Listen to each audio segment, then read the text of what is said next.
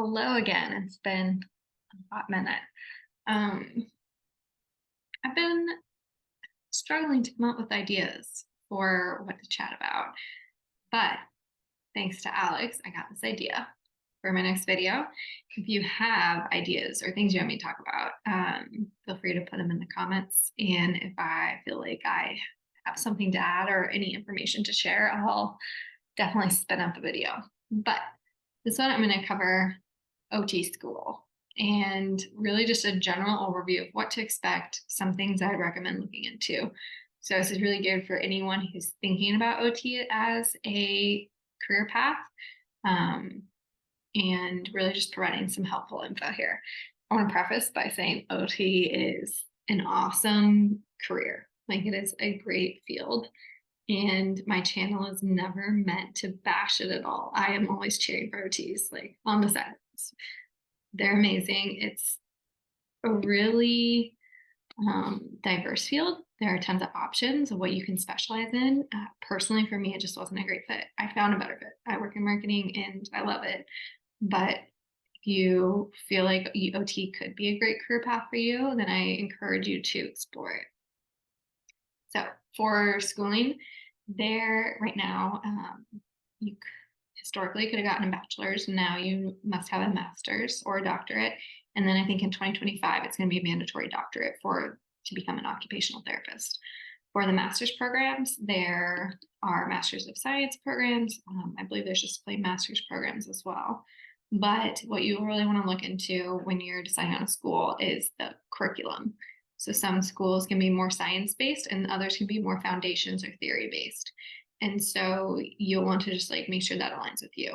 For example, I gravitate towards the sciences, anatomy, physics, the actual facts is what I excel in. The parts I struggled with in my schooling was the foundations and theories. So thankfully, I went to a Master's of Science program.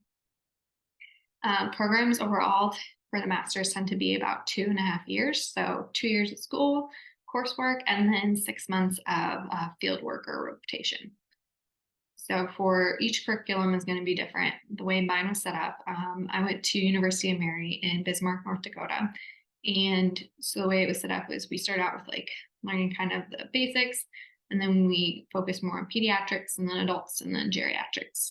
And so that's how we really transition through the lifespan, learning about all different aspects of, interventions, disease processes, etc.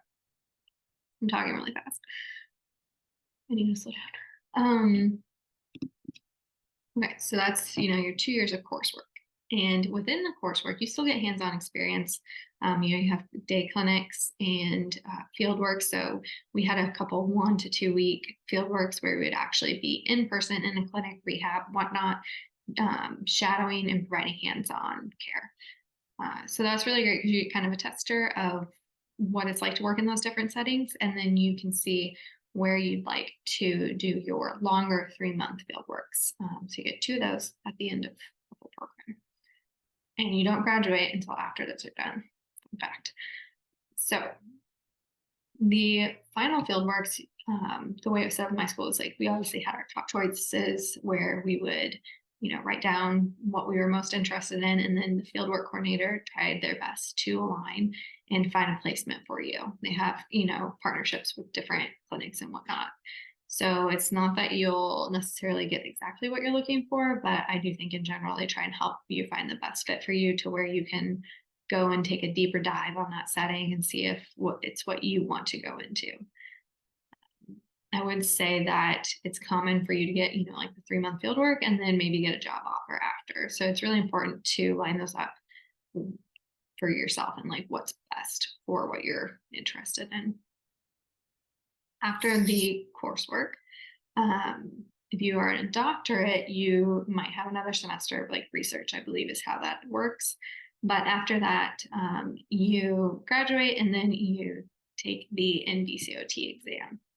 And so this is like a nationwide national licensure exam where it's like 5 or 6 hours and you go in person. It's a computerized test and you either pass or you fail. If you pass, I think you have to get 470. Don't quote me on that. But you have to get certain bare minimum score to pass. If you do, you're nationally registered. So you have to pass that to practice. And that's your national. But then you have to get a state license in most states as well. So once you pass the test, you then have to apply for a state license to be actually an OTR-L. R and L stand for registered and licensed.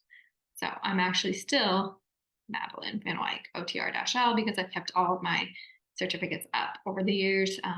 I do online CEUs through occupational, I think it's called occupational therapy, CEU.com. But you have to do so many hours per year, like 30 or 40 to maintain. So not every year.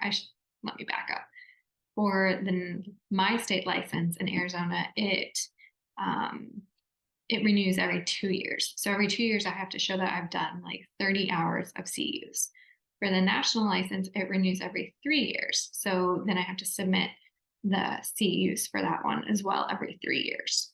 And so I just have like tons of alarms set up months before. I'm like, you need to do CEUs. But that I'm not an affiliate or anything, but occupational therapy CEU is a great resource because you can do them online and you take the course online, you take the test online, and then you can download your certificate. And it's like $100 a year versus when I used to do them in person, they are outrageously priced.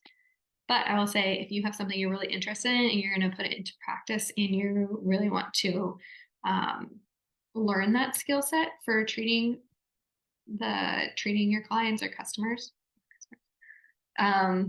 patients, then totally worth it. But if you're just trying to get a few more CEUs to fill in the gaps, then I would recommend the virtual option, because the in-person can get expensive. Like if your company doesn't pay for it, it can easily be, $300 to $500 to get those classes or this coursework done. And then lastly, let's just keep in mind, there is on the NBCOT website, when you're trying to pick out a school, 2 tips.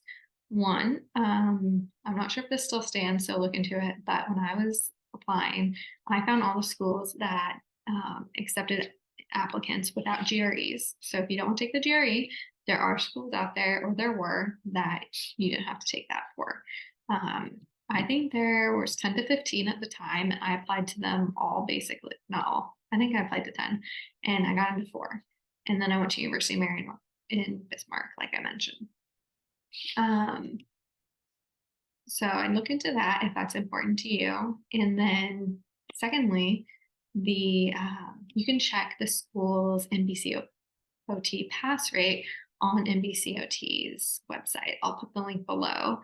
But that's really good to check out and to just see if the students at that program are actually passing the exam.